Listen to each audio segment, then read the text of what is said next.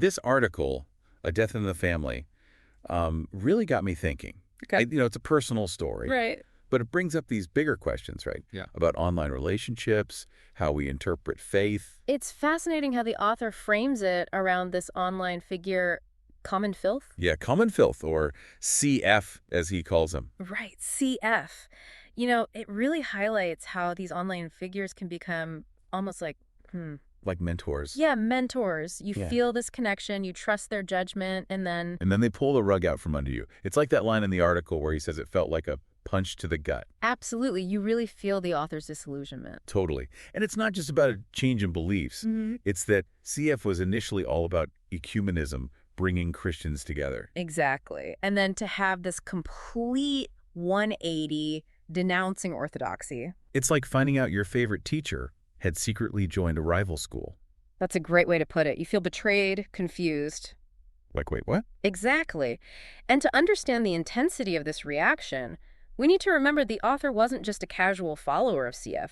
He admired him, supported him financially even.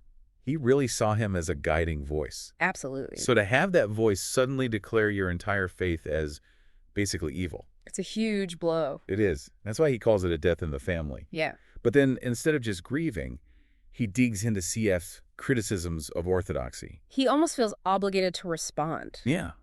To defend his faith, maybe for himself, maybe for others who might be influenced by CF. It's like he's saying, hold on, let's unpack this. Exactly. Mhm. He doesn't shy away from the harsh stuff either. Like, he quotes CF directly, even that phrase. The faggot church line. Yeah, that one.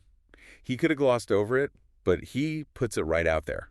It's a bold move. It is. And then he methodically starts picking apart why he thinks CF's got it all wrong. I'm really curious to hear how he does that. And this is where it gets really interesting for me, because he doesn't just get defensive, Right. He uses it as a chance to explore, like, the core differences in how they see faith.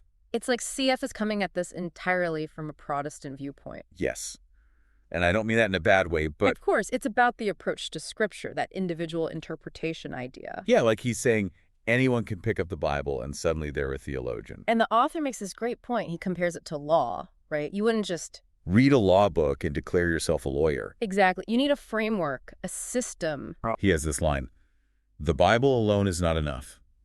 Just as in law, the law itself is meaningless until it's interpreted by a magistrate." Powerful analogy. It highlights the importance of tradition, of established doctrine. So it's not about blindly following, but about recognizing the weight of what came before. Like inheriting centuries of wisdom, of debate, of refining those interpretations. It makes you think about authority, right? In today's world, with so much information. Who do you trust? It's a huge question. It is. Everyone's got a platform now. So when it comes to something as personal as faith, It's easy to get lost. And the author seems to suggest that this search for something solid is what draws some to orthodoxy. because it's rooted in something ancient, unchanging, Yeah, exactly. And he even speculates that maybe, just maybe, that's part of CF's problem with it. that it resists that do-it-yourself approach to religion. It's like CF sees freedom in individual interpretation, while the author finds that isolating. He talks about the beauty of community, the shared history, That sense of belonging to something bigger.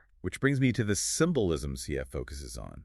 The all-seeing eye, the double-headed eagle. Right. He uses those as evidence against orthodoxy. But those symbols have very specific meanings within orthodoxy, don't they? Absolutely. They're not just random images open to anyone's interpretation. It's like looking at art from a culture you don't understand. You're going to miss a lot. Exactly. You need that context. It's like the all-seeing eye isn't some big brother thing. It's about the ever-present nature of God. Right. Exactly. Divine providence, care, those are the concepts it's meant to evoke. So CS is taking these symbols out of context to fit his narrative.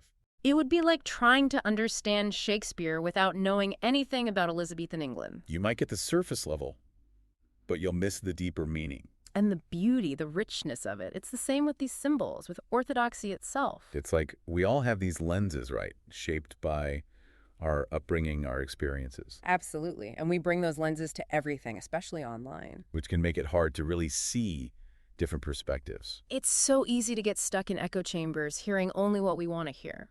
And that's what struck me about the author, even with all the hurt and anger. He still seems to hold out hope for CF.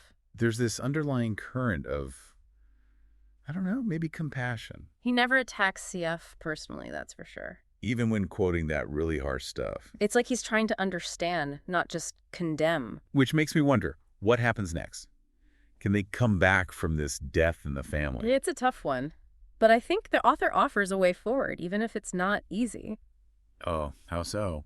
He reminds us that disagreeing doesn't have to mean demonizing. Engaging with different viewpoints, even when they're challenging. Exactly. Grounding ourselves in tradition, but not using it to shut down conversation. More like a starting point. Yes. And maybe, just maybe, Something new can emerge from that. a different kind of connection. Because at the end of the day, aren't we all searching for that? Connection, belonging. It's a human need.